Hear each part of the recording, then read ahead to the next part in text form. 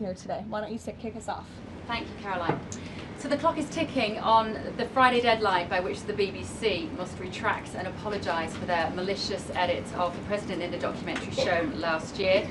The recently resigned Director General of the BBC yesterday described the organisation as the very best of society and blamed the enemies of the BBC for this outcome. Also yesterday, a senior government minister launched a fierce defence of the channel in the House of Commons, saying that the broadcaster remains a light on the hill for people all over the world. So, does the President feel that the network is taking the situation seriously?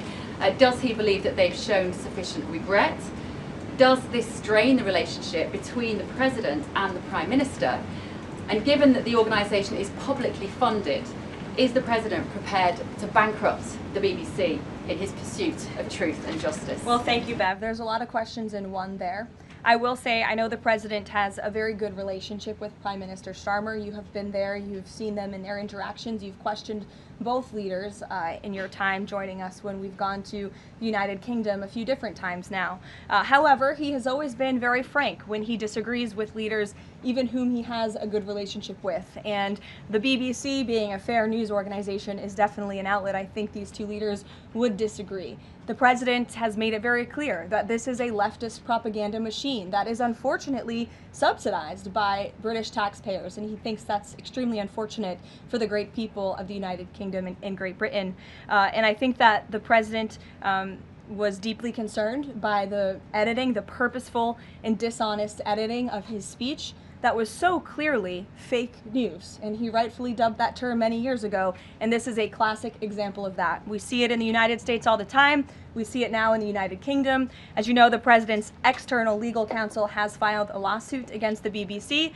We expect that to continue, and whether they apologize or not is up to them. Thanks for being here, Bev. Ouija. Thank you, Caroline. Sure. I have your statement about the new Epstein emails that have been released by House Democrats. Separate from why you believe the emails were made public, can you address their substance? Did the President ever spend hours at Jeffrey Epstein's house with a victim? These emails prove absolutely nothing other than the fact that President Trump did nothing wrong.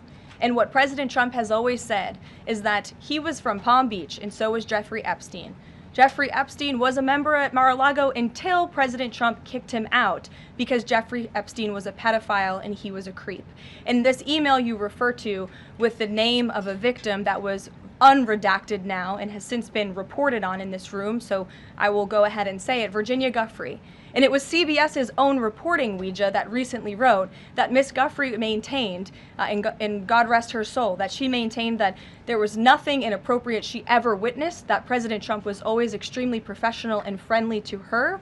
And so I think it's a question worth asking the Democrat Party, and you should all go ask them after this briefing, of why they chose to redact that name of a victim who has already publicly made statements about her relationship with Jeffrey Epstein and is unfortunately no longer with us. Mary. Thank you, Karoline. Two questions on this. In the interest of transparency, why not just go ahead, release the full files on Epstein, get this all over with? This administration has done more with respect to transparency when it comes to Jeffrey Epstein than any administration ever. In fact, this administration, the Department of Justice, has turned over tens of thousands of